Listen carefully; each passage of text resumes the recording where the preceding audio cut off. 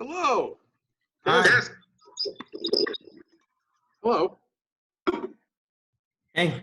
So thanks so much for coming today. Oh, So it's fine. It's fine. It's fine. It's fine. Let me close my door. I can take my mask off. I'm a high school instructor, so I'm here in my classroom. And so, give me a minute.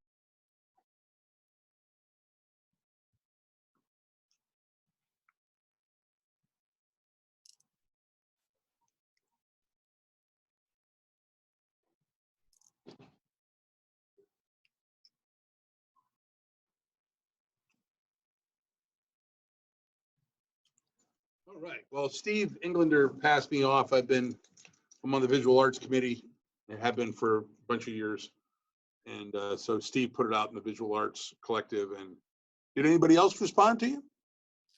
no, I didn't get any other responses. Okay, because I threw my name in the pot, and I guess that would cover it. So what's going on? What are you doing? What's happening? Who are you? Where you're at, and all that kind of stuff. My name is Cassidy. I'm a high school student, and right now this project that I'm working on, I'm interviewing lots of different types of people about art, and especially about experimental art, and then making art in response to the interviews. And You making art in response to the interviews. yeah. Okay. And the end goal or product is going to be a collection, probably in the form of like a website or blog or something, of footage of the interviews that I do as well as art that I make. Okay. Good. Where are you at? Where at school you go to, and all that kind of stuff. I go to Fieldston up in the Bronx. So I don't know. I'm a little bit into the project. I've probably done at this point, I don't know, 6 or 7 of these interviews probably.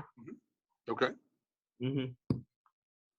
What do you want to know? Yeah, so let's get into it. So I guess first just introduce yourself and what's your, I guess, role at ABC Now Rio.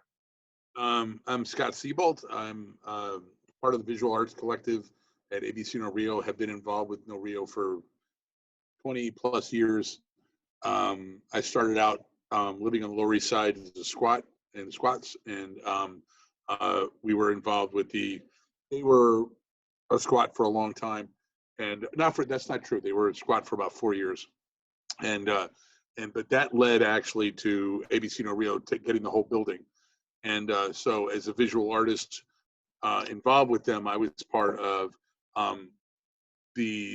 what was called the art of eviction. And there was a lot of artists that were evicted and art about eviction. And we had shows in the building while it was quote unquote vacant. When the police had asked everyone to leave, we went back into the building and filled it with art. And like the real estate show, kind of did a little bit of that guerrilla action. And that started my interaction with No Rio. And over the years, as the Visual Art Collective, we put on exhibitions, and we organize the shows, and we try to really step out of the way and be gatekeepers to most any idea that comes in. Not most of it is not fine art in that sense. It doesn't have to be political. To say it has to have a point of view would probably be true.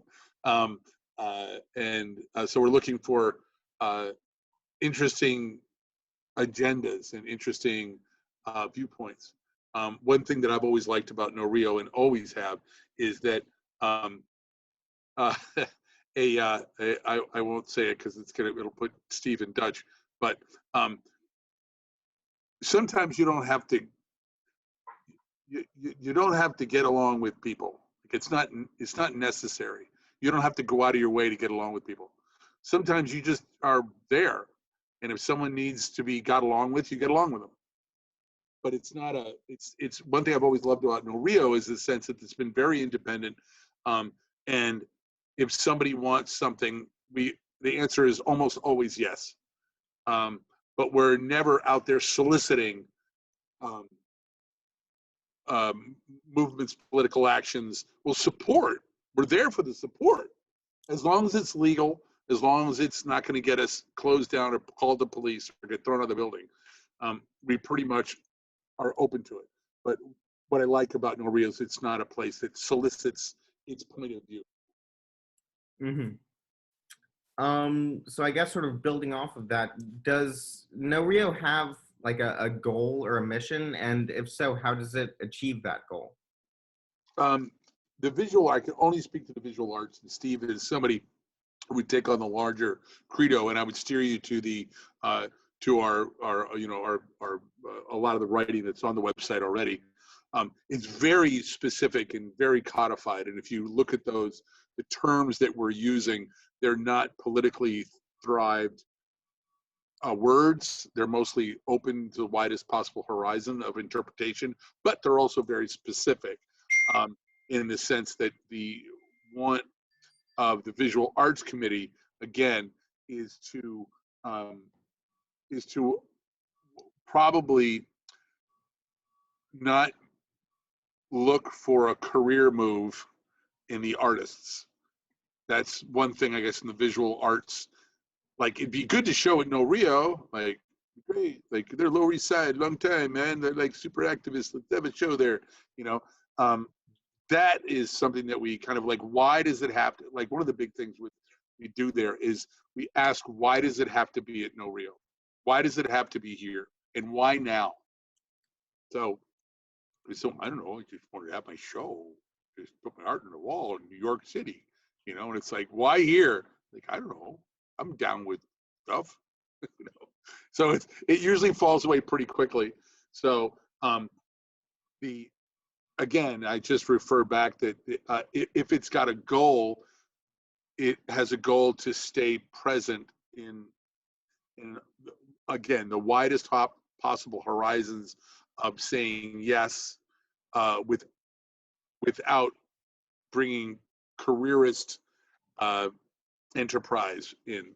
And in the visual arts, that is it's a very sketchy thing, and it can be very offensive. It can be very, we don't mean to be, but sometimes it comes off as very, even for myself. I mean, I'm a studio guy. I make studio paintings. I do visual art, and my shit never goes there at No Rio. Very seldom does my work get exhibited there, because I don't usually, my work doesn't, occasionally it will hook in, but very seldom, because it's not agenda driven, and I say political art's not it, but um, so that's kind of it. Unless there's like a point that something needs airing, like somebody's life has been underappreciated, or there's some other reason why we might have quote fine art. And I don't want to put down fine art because that's what I do. But uh, if there's a goal that No Rio has, it's trying to stay a middle path. It's sometimes very a fine edge between being a political base for their own agenda, which we don't have, or a gallery or with careerist minds. Hmm. So why is sort of avoiding careerism important, and why do you guys choose to focus on that? It's indefensible. It's commercial. It's financial. It's ego based. It's not community building. I could go on. I mean, I'm totally an egotist. I want money, sell my art, but you want that. There's plenty other places you can go. And then okay, then the thing is you have to jury. One of the things that happens with No Rio generally is this not it comes out of a place called AS220. You might look into this place in Providence, Rhode Island, AS220. I was a founding member of that place back in the 80s with Umberto Crenca. And he not introduced me, but he made me wise to not ideas of non-jurying, non-jurred events. If the jury, and I'm a real stickler for this on the Visual Arts Committee, I'm always the person who says, how can we make this a non-juried event? Like certain exhibitions, you had to show up to the information sessions 3 times. And if you couldn't make it, then your work's not going to be in the show. They're like, that's not fair. I've got to work. I'm like, well, there you go. Take the day off. You give a shit, you'll show up. You know, So there was, pardon my French.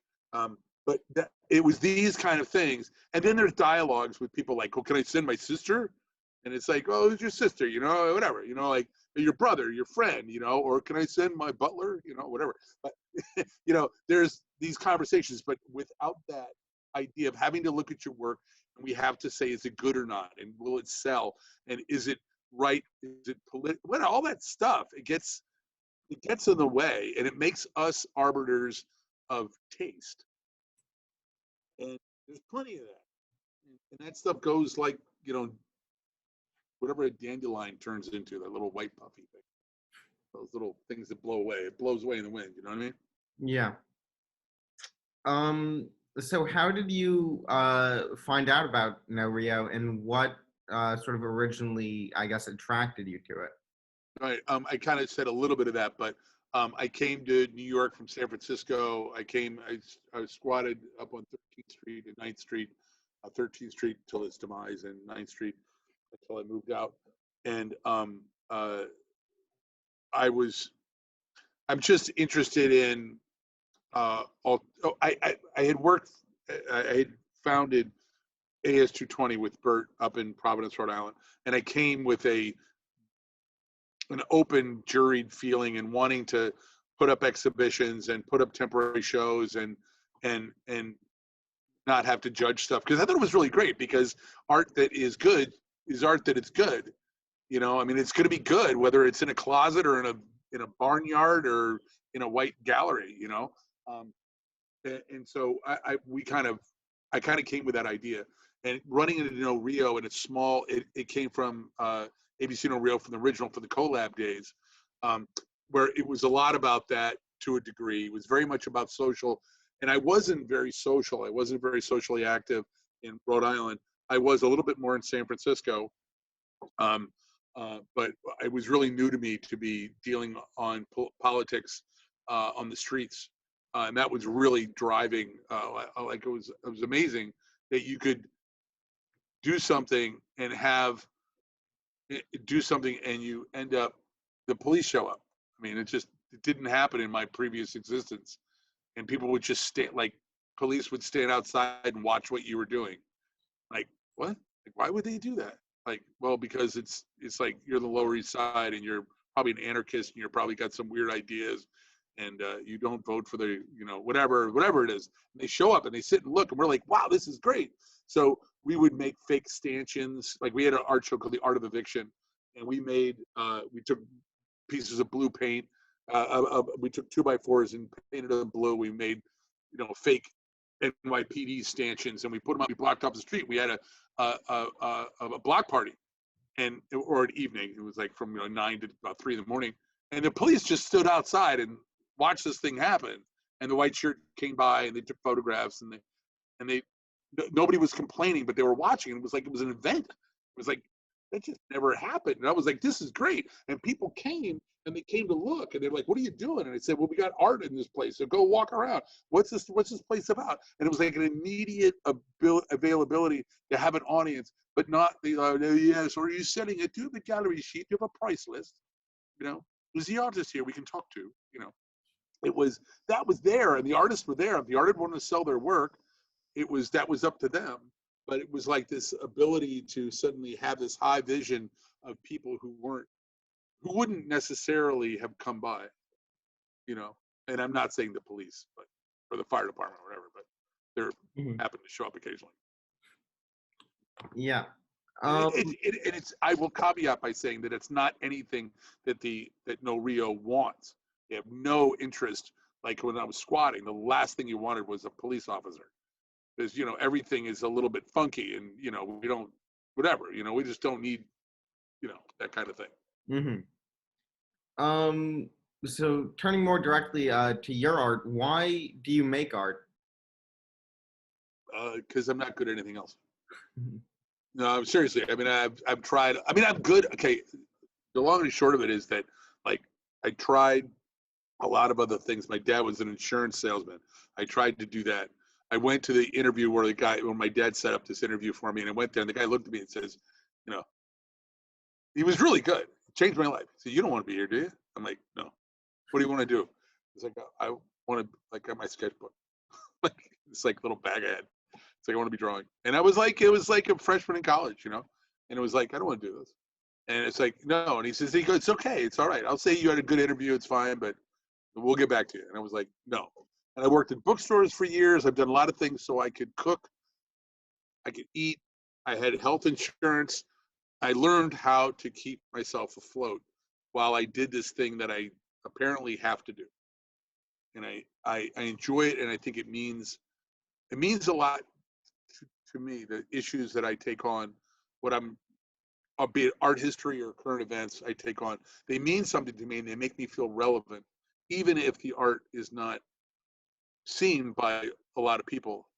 I mean, it doesn't, you know, I mean, I'm fighting for my exhibitions and all that kind of things, but if it means something to me and I feel like I'm understanding something more than I understood before making the artwork, then it's really worthwhile. If it's just an expression of what I think, I don't express myself. I don't like what I want to do or what I envision. I have no clue what I'm doing. But when I'm done with it, I usually like learn something, and I'm like, wow, that was an interesting road I traveled, and that's so important to me that I travel a road that I haven't been on before. You know. Mm-hmm. So anyway, How does your one second, I'm getting a phone call. sure. Let me just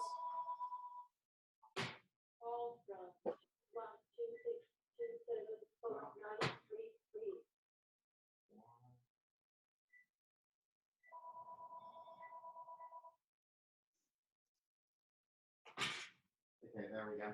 It was just spam. I was saying, how does your worldview or your opinions on politics or culture or whatever it may be, how does that influence your art?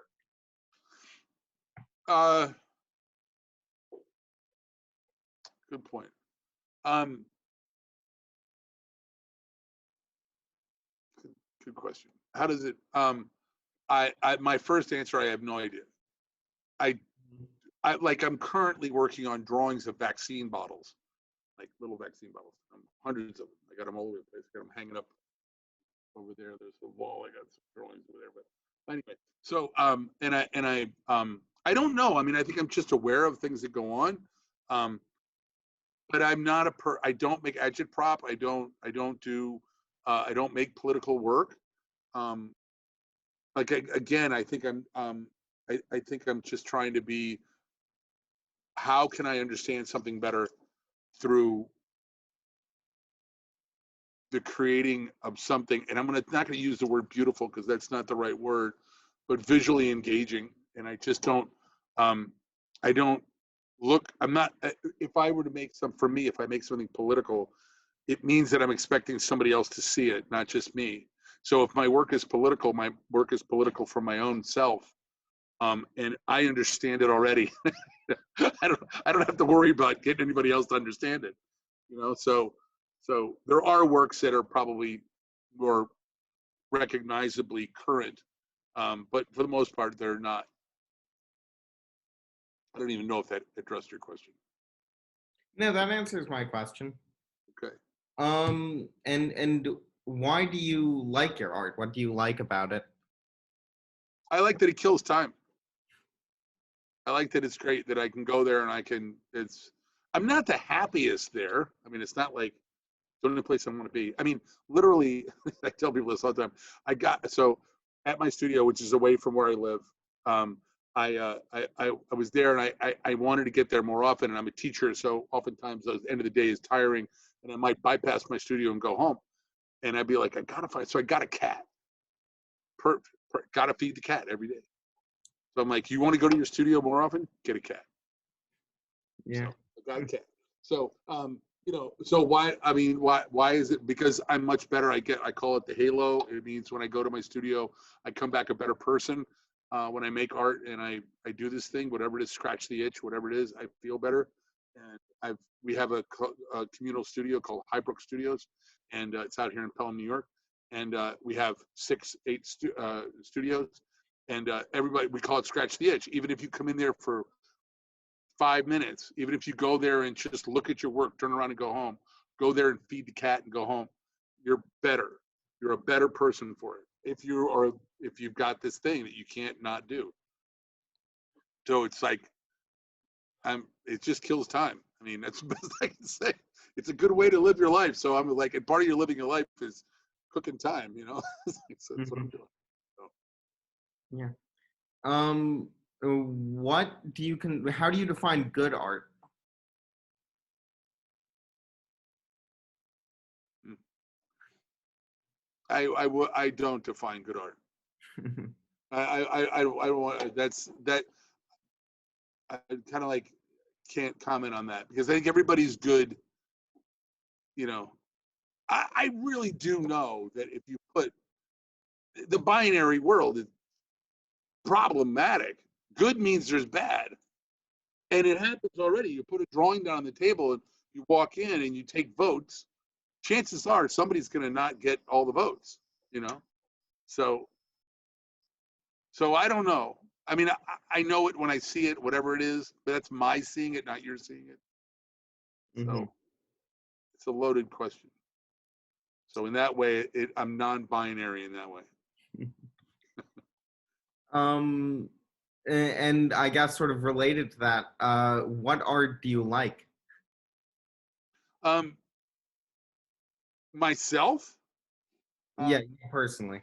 I like crafted. I'm a painter who throws paint and makes a mess, but I love art that has second guessed itself, that's thought about itself, is not cocksure, is thought about itself a couple times.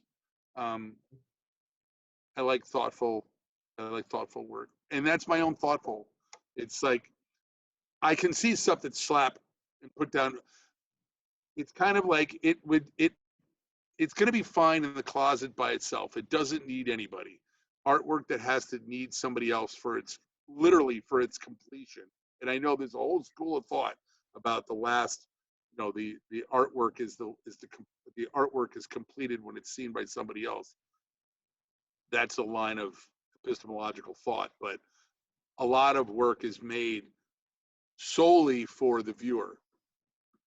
And I don't, I'm like, I don't think that's what I'm drawn to. Mm-hmm.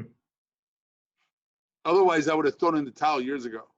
You know what I mean? I would have screw it. I'm not, people don't say, I don't know. What do you do? Go around. Do you like this? Do you like this? Do you like this? Like, what do you do? I don't know. Anyway, Yeah. I'm going to give you a 5-minute warning because I got a meeting I have to go to a quarter of. Yeah, Anyway, no worries. That was all I had prepared anyways, so good timing, I guess. well, that's good. That's fine. Yeah. So what do you do? What are you making? What is your thing in art? I'm doing a mix. I'm trying to, with this project, sort of cast a wide net. So I'm doing some photography and some film and some painting and writing and stuff. So I'm trying a lot of different stuff. Um, a lot. Before this, I like consumed a lot of art, and I looked at art a lot, and I liked art a lot, but I hadn't ever really made much art, so it's sort of, I'm still sort of, I don't know, figuring it out. Right. That's great. That's great. So who are you looking at? Is there artists out there, people, musicians, writers, poets? What are you looking at? I'm looking a lot at, I'm trying to look at different movements. So I was looking a lot at like the Fluxus movement, Yeah. and then I was looking into collab, and that's how I came across ABC No Rio. I've been looking into some like Viennese movements and art, different stuff. Succession. Yeah. The what's his name? The Gunter. What's his name? The guy Yeah, throwing meat yeah. around, and yeah. The Fluxus is really great. The George Machunas is a really important guy. I actually sat in his company at one point. I didn't know he came out to AS220. He'd heard about us, and he was on his way to Boston. And he came through. This guy came through with one eye, and I didn't know who he was. George Machunas, man, or Macunius, or whatever you say his name is. But yeah. So Fluxus is good. I think the one thing that helps if you're is at No Rios, we try not to use the word art. Unfortunately, we have to. But it really narrows the game. It really narrows it down. If you make stuff and you write stuff and you play stuff, but you play music, now you have to play fucking music. Now you gotta like, oh, I gotta know my chords, you know? And you know what I mean? But if you play stuff, if you write stuff, you write poetry, oh, you write poetry. Is it rhyming? Is it iambic pentameter? What is it? You know, what is it? You know, Yeah. you have to. So I always, with my students, and I teach AP out here and the seniors and the juniors, I try to get people to say they're making stuff, because the minute you start making art, you've narrowed things down. I think No Rio is a lot about that. Is that, oh, I have my art, I'd like to show my art. Well, you just narrowed the whole thing, because is a poster is a, you know, like ephemera. That's what's really interesting to look into too. There's a printed matter, you know, this you know, Hmm. printed matter, right? It's great because there's like all this stuff that's not art, but it's art. It's like archived. It's important. It's about thinking. It's about everything that art is made out of, but it's not art, right? So Hmm. it's great. It's like, yeah, go. And that's like where it's at. That's like really important. But then in the end, you've got to make stuff that looks good to you. I mean, that's where the art thing comes in. Like when you're playing, you're like, whatever, I'm just playing stuff, you know. But then when you're by yourself, you're like, it's out of tune. Like I'm trying to make it good, you know. And that's what the art thing creeps into the corners, and that's okay. But I think when we go out trying to make art, or we try to show art, or you know, what kind of art is it? Hmm. Yeah. You know, so you can get a little scruffy around the edges. That's great. So I'd love to see what you're up to, and you know, keep in touch with me and let me know what you got. Of course, we'll do. Okay, Yep. Well, we're good. All yep. right, you take care of You yourself. too. Thanks, man. Yeah, you too. All right, Bye. bye bye now.